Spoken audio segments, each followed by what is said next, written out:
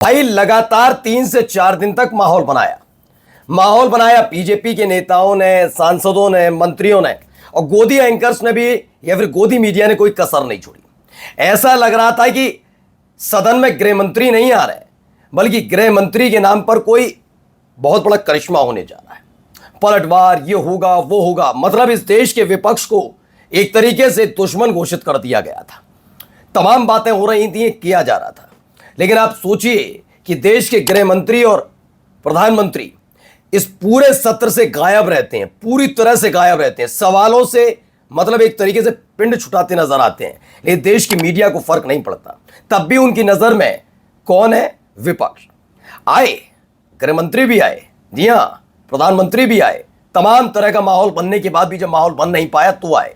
लेकिन सोचिए, आने के बाद सिर्फ वंदे मातरम गाया गया और उसके फौरन बाद स्थगन।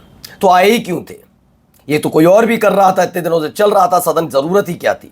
अपने अपने कमरे में बैठकर या फिर जब मंगल मिलन हो रहा था वहीं गा लेते, बस खत्म हो गया था। लेकिन ये सब किया गया। आज आपको दिखाऊंगा ये हालात क्यों बने, क्यों आखिरकार 10 तारीख को रांची में हुए लाठीचार्ज के बावजूद भी उसको भुना नहीं पाई बीजेपी। क्या हालात पैदा कर दिए गए, एक एक खबर आज आपको दिखाने जा रहा हूं। जरा देखिएगा कि जिस वक्त सदन में आने का पूरा प्रोग्राम चल रहा था, सदन के ठीक बाहर विपक्ष क्या कर रहा था, और जब कार्रवाई शुरू हुई उसके फौरन बाद क्या कुछ हुआ वहां पर। नमस्कार, मैं हूं प्रज्वल गौतम और आप देख रहे हैं टाइम्स एक्सप्रेस। पहले एक वीडियो आज की मैं दिखा दूं, आप देखते ही समझ जाएंगे क्या है। मात्र 29 सेकंड सुनिए।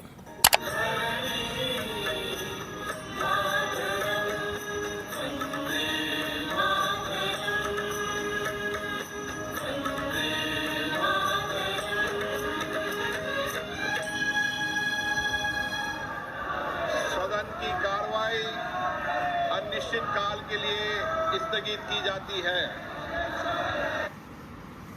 बस हाउस एडजर्न कर दिया गया। बस इसी चीज के लिए गृह मंत्री भी आए, प्रधानमंत्री भी आए, और उसके बाद कोई मसला नहीं, कोई सवाल नहीं, कोई जवाब नहीं, कोई ये कहने के लिए तैयार नहीं ये हो क्या रहा है। मतलब आप सोच रहे हैं कि पूरे एक सत्र से गायब। मैं बार बार, जिस दिन से वो 21 तारीख से गायब है, मैंने कहा है ना, ये इस बार गले की फांस बना है। वरना आप सोचिए कि इस देश के अंदर कितने बड़े बड़े मुद्दे हो गए, क्या क्या नहीं हुआ, तमाम चीजें हुई, और उसके बावजूद क्या कहा गया था?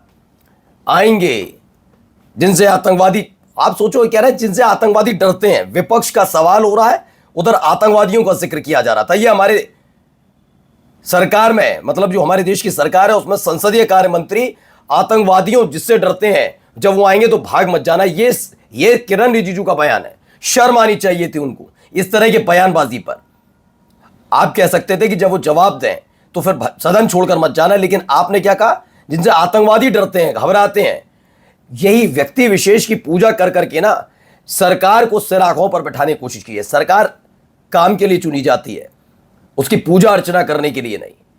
आप सोचिए 21 जुलाई से जब से वो गायब हुए, कई जगह देखिए नजर भी आए, सार्वजनिक तौर पर नजर नहीं आए।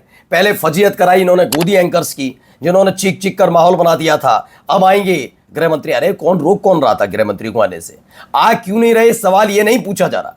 ये कहा आएंगे तो ये हो जाएगा, आए नहीं ना। आए तो ये स्थिति में आए, बस वंदे मातरम हुआ और फौरन वहां से निकल लिए, हाउस एडजर्न कर दिया। क्यों कर दिया गया? क्या हुआ था? क्या 2 मिनट का भी समय दिया गया कि एक बार बातचीत हो जाती? क्या हंगामा वहां पर हुआ इस समय जब वंदे मातरम गाया जा रहा था? नहीं, कुछ भी नहीं। लेकिन जैसे ही वंदे मातरम का समापन हुआ, वैसे ही संसद इस मॉनसून सत्र का भी समापन कर दिया गया। ये हालत है। अब देखिए, अरे ये क्या हुआ? स्पीकर ओम बिरला आए, वंदे मातरम करवाया और बैठते ही बोले सदन की कार्रवाई अनिश्चित काल के लिए स्थगित। क्या सिर्फ सभी लोग सिर्फ वंदे मातरम गाने के लिए सदन में आए थे? और प्रधानमंत्री और गृहमंत्री आखिरी दिन क्या सदन में सिर्फ अपना चेहरा दिखाने आए थे? कल संसदीय कार्य मंत्री किरण रिजिजू बार बार विपक्ष से कह रहे थे कि हमारे पास सिर्फ 2 दिन बचे हैं, तो सत्ता पक्ष की तरफ से आज का दिन क्यों बर्बाद किया गया? फिर तो आज ये साफ हो गया, सरकार ने विपक्ष के सामने पूरी तरह से घुटने टेक दिए हैं और सरकार के लोग विपक्ष से डरे हुए हैं पूरी तरीके से। आखिरी वक्त में आना इसलिए मजबूरी बन गई थी, मैंने आपको बताया था ना, आना तो पड़ेगा, आज नहीं तो कल। और 13 तारीख को आए और कहा कि जवाब तो दे ही नहीं पाएंगे। पूरा खेल था रांची के अंदर था कि कैसे भी पैलेट गन वाला मामला उठाना है। वहां पर बीजेपी का एक प्रवक्ता है जो उछलकूद पत्रकारिता के लिए जाना जाता था, एक वक्त में एक न्यूज चैनल पर एंकर था तो उसने गाली तक बक दी थी किसानों को लेकर। वो आदमी आजकल बीजेपी प्रवक्ता और उसने दावा कर दिया कि पैलेट गन चल गई थी नेशनल चैनल पर बैठकर। यह अपने आप में बहुत धिक्कार वाली बात है कि आप रांची में पैलेट गन चलने का ऐलान कर रहे थे, बता रहे थे, जबकि ऐसा कुछ नहीं था। गोदी मीडिया और तमाम जो पत्रकार है जो सरकार के लिए काम करने का कोशिश करते हैं वो वहां जाकर ढूंढ ढूंढ कर ला रहे थे कि कौन कौन से सुरक्षा कर्मियों के पास पैलेट गन है, क्यों पैलेट गन मंगवाई, ये सारी बातें हो रही थी। मैंने आपसे कहा ना, ध्यान रखिएगा, इनके पास एक एक दिन है। यकीन मानकर चलिए, छात्रों के साथ साथ सबसे महत्वपूर्ण है कि रांची का सुरक्षा बल जिसने इन सब चीजों में नहीं आ पाया, अगर एक स्थिति बनती तो आज आप संसद के अंदर देखिए हालत क्या होती। इन्हें कोई जंतर मंतर पर जो बर्बरता हुई है, प्रेम शुक्ला का सुना था ना, पॉडकास्ट में बोल रहे थे नहीं कोई फर्क नहीं पड़ता, डंडे नहीं चलेंगे तो क्या चलेंगे, पैलेट गन चलने का कोई अफसोस नहीं है। ये इनकी मानसिकता है, ये कोई फर्क नहीं है। उन छात्रों के साथ क्या हुआ जिन्हें पैलेट गन के छर्रे लगे, कोई फर्क नहीं, फर्क सिर्फ अपनी साख का है। आइए जरा बाहर क्या हो रहा है, जरा ये क्यों एडजन करनी पड़ी मैं बताता हूं, स्थगित करने की बात सुनिए।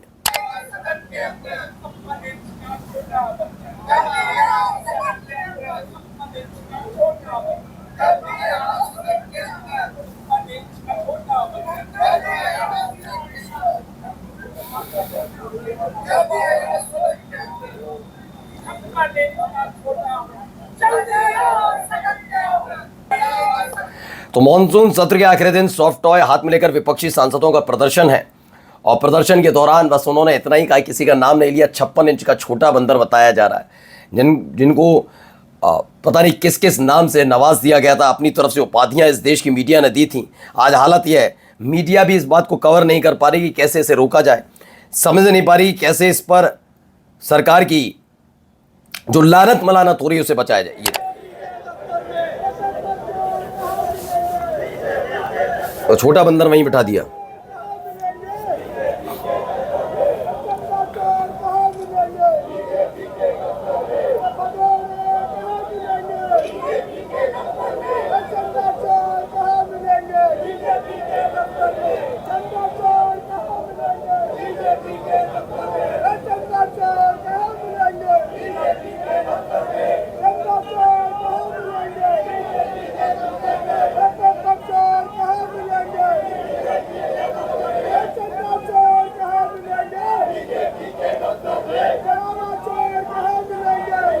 तो ये बात सही है, ये बात कि अब विपक्ष ने कुछ इस बार ऐसी हालत बनाई कि जिनके नाम का गुणगान गाया गया कि ये है वो है, राष्ट्रभक्त हैं।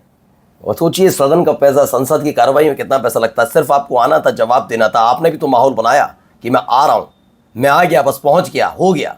क्या हुआ? पूरा संसद सत्र बीत जाने के बावजूद आप नजर नहीं आते, और आते हैं नजर तो सिर्फ वंदे मातरम गाया और चले गए। नमस्कार।